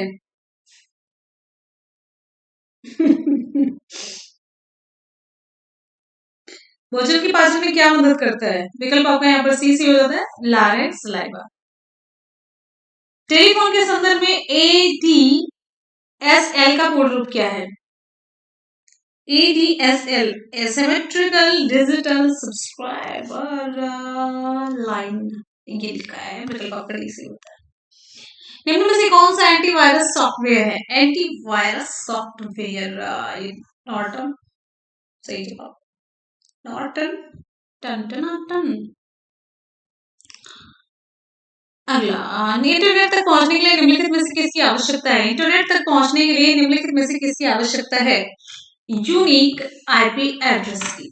ओजोन के एक अणु में ऑक्सीजन के कितने परमाणु मौजूद हैं? ओजोन के एक अणु में ऑक्सीजन के कितने परमाणु मौजूद हैं? तो यहाँ पर आगे देखिए, विकल्प आपका सही हो जाता है, विकल्प ए 3। नेक्स्ट क्वेश्चन, कितने डिग्री ताप वृद्धि के साथ प्रतिक्रिया की दर स्थिरांक दोगुनी तापमान में हो जाती है?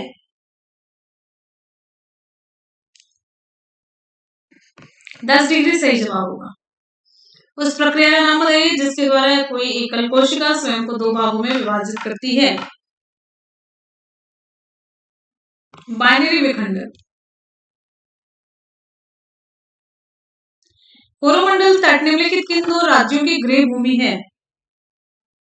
तमिलनाडु और आंध्र प्रदेश। भारतीय अंतरिक्ष अनुसंधान संगठन इसरो ने अपने चंद्र अन्वेषण मिशन चंद्रयान 2 के लिए किस प्रक्षेपण यान का उपयोग किया था? GSLV mark 3। भारत शासन अधिनियम 1935 ने पहली बार किसकी व्यवस्था की थी? प्रांतीय स्वायत्तता। निम्नलिखित में से कौन संयुक्त राष्ट्र प्रणाली का बाहरी निरीक्षण निकाय है? निम्नलिखित में से किस राज्य ने कश्मीर में चतुर्थ बौद्ध संगीति का आयोजन किया था?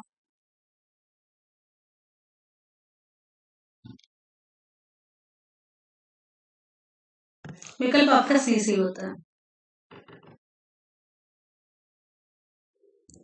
निम्नलिखित पहाड़ियों में से किसकी पश्चिमी सीमा पर भारतीय रेगिस्तान है? विकल्प ए अरावली। संयुक्त राष्ट्र महासभा 21 जून को इस रूप में मनाती है, अंतर्राष्ट्रीय योग दिवस। भारत के निम्नलिखित स्वतंत्रता सेनानियों में से किसे सीमांत गांधी के नाम से जाना जाता है?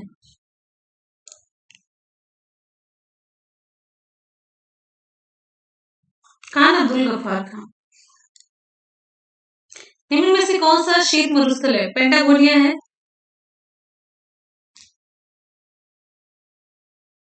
गरीबी हटाओ किस राजनीतिक नेता का नारा था? इंदिरा गांधी। पोंगल पक्षी गणना निम्नलिखित में से किस राज्य की पहल है? पोंगल पक्षी गणना तमिलनाडु की। विकल्प भारत में वस्तु और सेवा कर कब लागू किया गया था? 1 जुलाई 2017 से। एलिफेंटा की गुफाएं कहां पर स्थित है? घारापुरी द्वीप है। विकल्प डी। भारत में फिल इन द ब्लैंक और संबद्ध गतिविधियों हेतु ऋण के संवितरण में सबसे अधिक हिस्सेदारी वाणिज्यिक बैंकों की है। विकल्प आपका ऐसी होता है कृषि।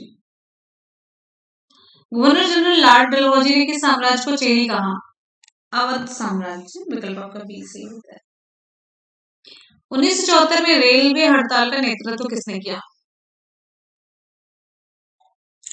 रेलवे हड़ताल का नेतृत्व किसने किया था?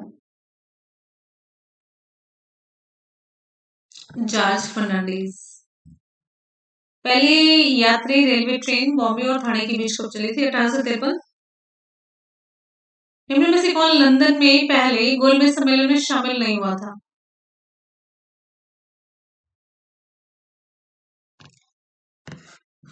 भारतीय राष्ट्रीय कांग्रेस। भारत का सबसे बड़ा नदी द्वीप माजुली किस नदी में स्थित है? ब्रह्मपुत्र।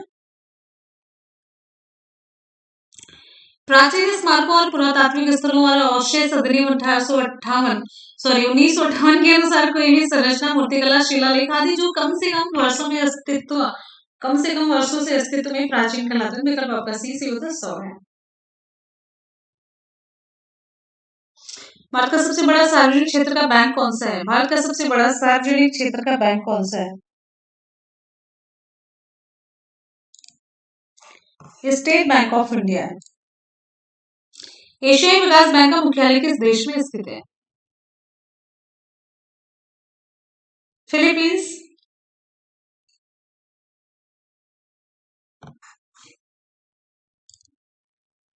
ऊंट को रेगिस्तान का जहाज कहा जाता है, इस धारणा से लिया गया कि क्योंकि ऊंटों का उपयोग रेगिस्तान में परिवहन के लिए किया जाता है। 1962 में भारत चीन युद्ध के दौरान त्यागपत्र देने वाले मंत्री का नाम बताइए।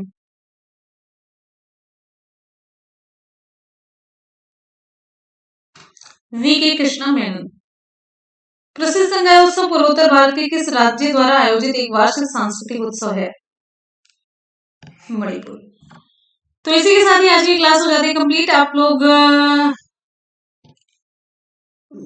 एंजॉय करिए। तो सुबह आपकी 10 बजे होती है करंट की क्लास है, दोपहर के 2 बजे होती है और रात के 10 बजे। 10 बजे वाली क्लास आप लोग करते रहिए और सुबह वाली क्लास भी कल हम करते हैं। करंट की क्लास समझ लें, मतलब हम करेंगे, ठीक है। चलिए इसी के साथ ही आज की क्लास को करते हैं कंप्लीट। मिलते हैं फिर आपसे नेक्स्ट वीडियो में। तब तक लेवल bye, take care, thank you so much, love you all, bye, take care, जय हिंद, वंदे मातरम। कुछ अगर आपको पूछना हो तो आप लोग पूछ सकते हैं। और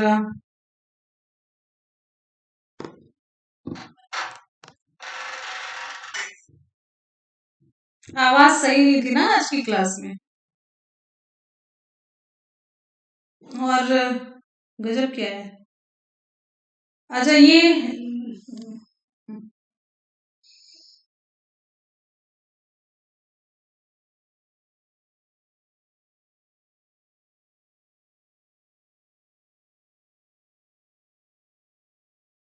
थोड़ा सा बोल दे सुन ले, सुबह तैयारी हो जाएगी इस क्लास से। शसी बिल्कुल हो जाएगी।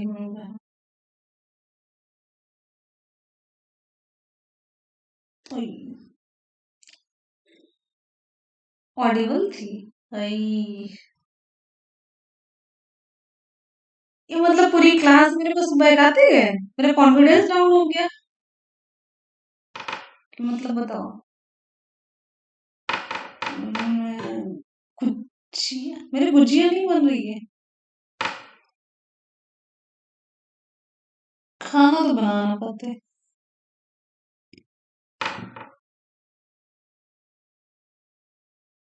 आप लोग बहुत झूठ बोलते हो भाई।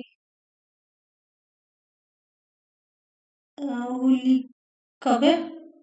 होली तो 17 को है। आज कौन सी तारीख है? ये होली फ्राइडे को है, बस इतना मुझे पता है। फ्राइडे को है 18। हैप्पी होली। अच्छा, मेरी आवाज ना वैसे लग रही थी भूत जैसी, तो कुछ जो मेरे लक्षण ना इसमें झलक जाते हैं, कभी कभी आवाज में प्रकट हो जाते हैं, तो वही वाली प्रकट हो जाती है, आप लोगों के अकॉर्डिंग हो जाती है। 18 को है।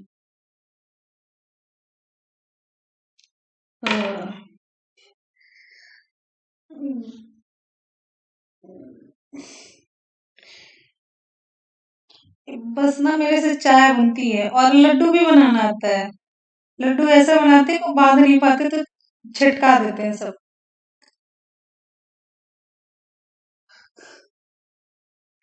हाँ, सभी को हैप्पी होली। मैं कुछ ना बना रही, गुजिया वुजिया ना बना रही।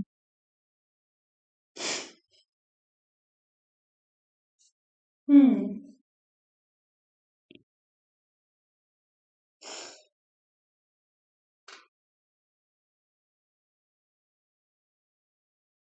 आवाज औसम लगती है।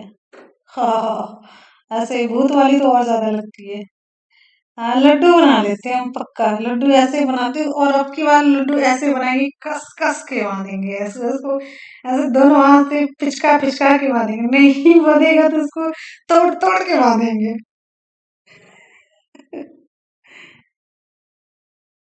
चलिए भाई, मिलते हैं। इसी में ना बहुत तेज है सर, बहुत ज्यादा।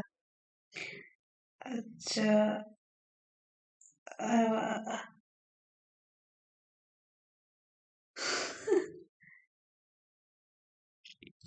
गुरु माँ मेरे साथ होली खेल लो। होली मुझे बहुत पसंद, कोई रंग लगाने वाला नहीं। हाँ बिल्कुल। आ जाओ, आस्था आ जाओ। यहाँ पे मेरे, यहाँ पे बहुत लोग होली खेलने वाले, एकदम से रंग लगाने वाले। आ जाओ, एकदम से सही है, पूरा माहौल है बढ़िया सा। आस्था को तो वैसे भी पसंद है जौनपुर। आ जाओ। अब तो सिर्फ पढ़ना है। अभी तक क्या कर रहे थे, तांडव? होली पर आएंगी? कहाँ आना है?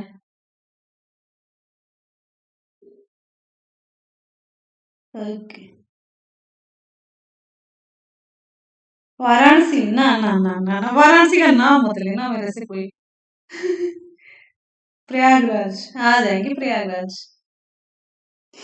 फिर की ले रहा है? हाँ बिल्कुल। बनारस? अरे वाराणसी और बनारस में क्या अंतर है? वाराणसी और बनारस। बनारस। उनको मैम नहीं सुनाई दे रही, आवाज सुनाई दे रही है ना? अच्छा, ब्लॉक पर आएंगे। हम ब्लॉक पर आ जाएंगे।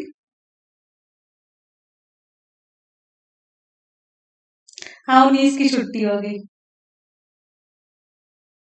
प्रयागराज तो एकदम से राजाओं की नगरी है ना वहां पे। वाराणसी का तो ऐसा है भाई, एक गली में घुसे दूसरी गली में निकल लिए सब।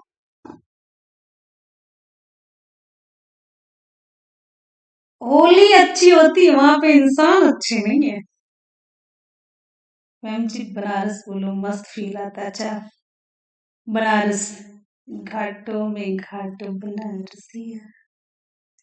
सही बात। चलिए, सहारनपुर आ जाते हैं। सहारनपुर सबसे सही।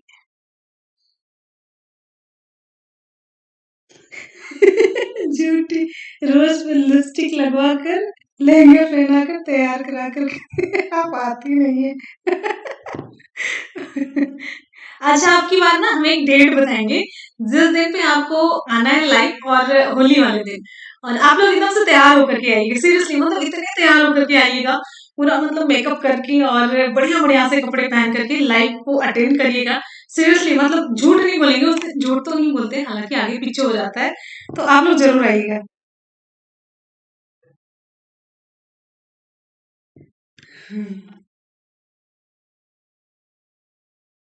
ओके।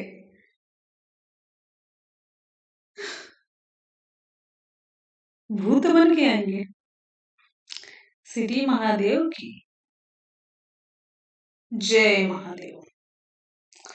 पाउडर चलेगा? बिल्कुल चलेगा। आटा भी चलेगा, कोयला चलेगा, सब चलेगा। बस आप लोग ना दौड़ दौड़ के आना, बाकी सब चलेगा। मैं तैयार होके आऊंगी। हाँ ठीक है, आप लोग मेरा ड्रेस कोड कुछ ऐसा बता दीजिए, मेरा मेकअप का बता दीजिएगा, फिर उसके बाद से मैं भी आ जाऊंगी। अपन यूरिया खाद लगा करके आएगा, अपन को तो फिर गड्ढे में ना गाड़ देगा। बात तो नहीं, कौन बोले? फेंक देंगे वही नदी में, गंगा जी में।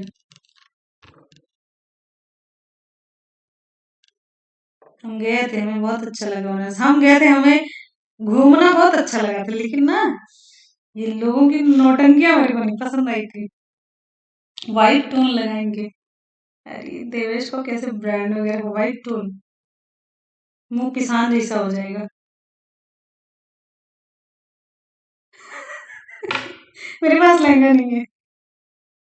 भाई चलिए, मैम साड़ी और लाइट मेकअप, वाह वाह वाह वाह वाह वाह वाह वाह। आईली गईली तो का तो उठाई हम फेंक पहले। मैं झूठी हूँ। लैक्मी का प्रोडक्ट, लैक्मी का मेरे पास बस एक चीज है, वही बोलिएगा ना, चाहे वो लगा के आऊं चाहे लेके आऊं साथ में, बस दिखा दूं।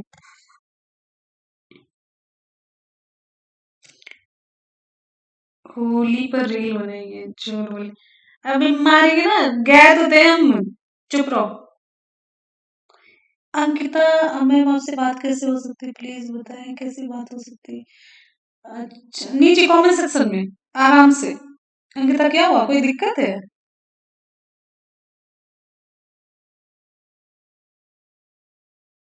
अंकिता सब बढ़िया? अच्छा ठीक है, रील बनाएंगे, वो होली पे एकदम से ऐसे रील बनाएंगे, हम खुद उड़ जाएंगे। और सहारपुर कहाँ है? सहारपुर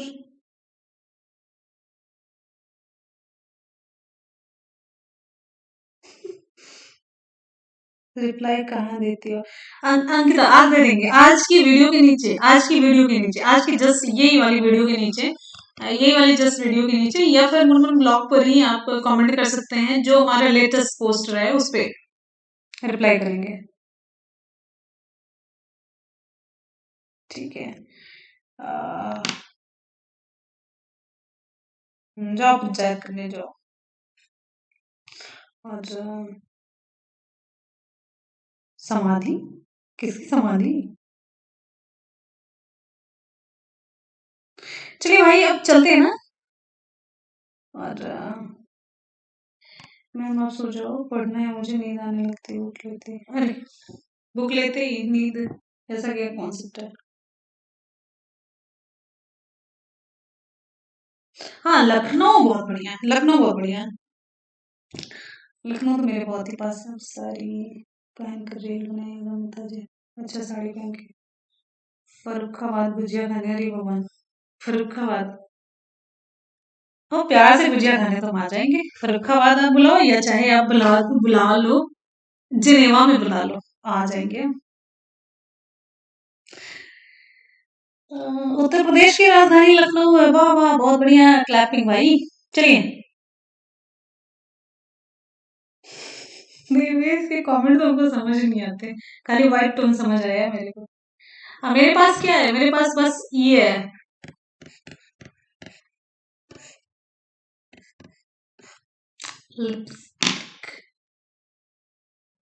और वो हम लगा लेते हैं, हमको खुद नहीं पता चलता कि लगा भी है कि नहीं लगा है, तो हम ये लगा के आ सकते हैं, यही पोत के। बाय। मैं मेरा कमेंट्स ना दिख रहा है क्या आपको? रश्मि दिख रहा है? अभी दिखा, अभी दिखा, अभी दिखा। लखनऊ राजधानी, हाँ ये हमको भी नहीं पता था। हाँ मिश्रा ये लखनऊ वाले को भजिया खिला देंगे तो हम कल आ रहे हैं।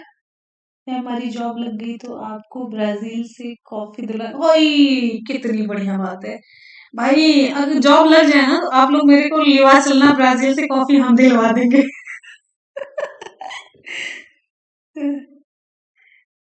माइक्रोफोन चेंज करो ठीक हो जाएगी। वही तो आप पूछ रहे हैं ना कौन सी, मैं कौन सा मैंने माइक पूछा आप लोगों से, आप लोग कमेंट करके बताते ही नहीं, थोड़ा सा सर्च करके बता दीजिए तो बहुत ही अच्छी बात हो जाएगी।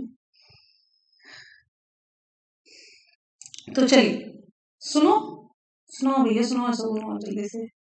राम राम राम राम राम राम। अच्छा नीचे कमेंट में आप लोग जरूर बता दीजिएगा ये माइक के बारे में, थोड़ा सा मुझे बिल्कुल आइडिया समझ नहीं आ रहा है। मेरे पास ये कैसा है, गड़बड़ सा हो रखा है थोड़ा सा।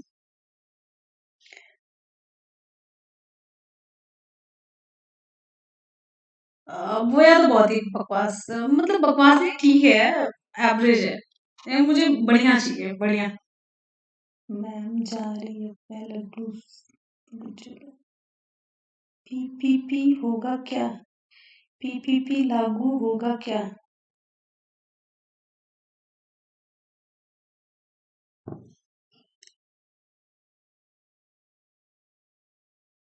अब पीपीपी के चक्कर में पड़ गए।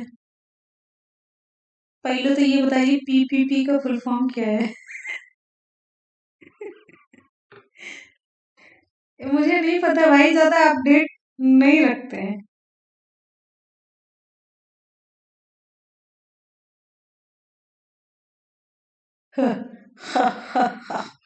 आईपॉड। अच्छा, ये पब्लिक प्राइवेट पार्टनरशिप जैसा कुछ ये फुल फॉर्म है क्या? या फिर पीपीपी पावर पॉइंट प्रेजेंटेशन भी होता है?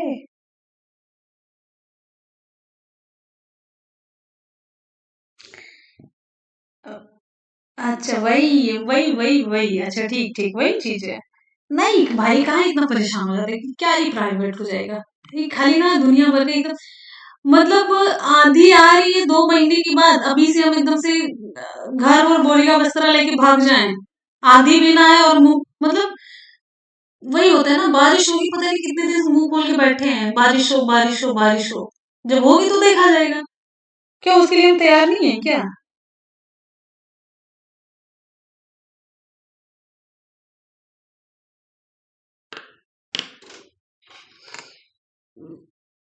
देखिए हम एक चीज कहेंगे, जो चीजें नहीं है अभी ना, फ्यूचर मतलब फ्यूचर क्या है कैसे, प्रेजेंट, तो प्रेजेंट में क्यों नहीं जीते आप लोग, एकदम से परेशान क्यों रहते हैं?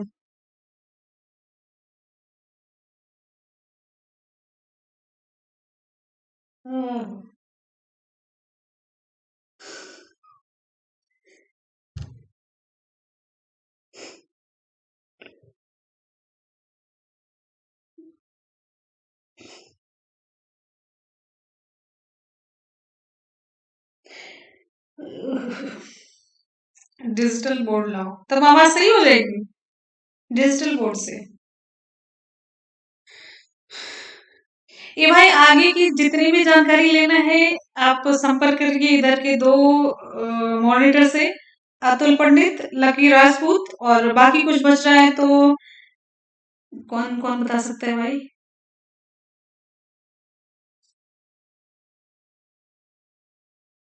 दो ही संभाल लेंगे, बाकी जो बचेगा देवेश। तो इसी के साथ ही आज की क्लास को करते हैं खत्म, मिलते हैं फिर आपसे नेक्स्ट वीडियो में।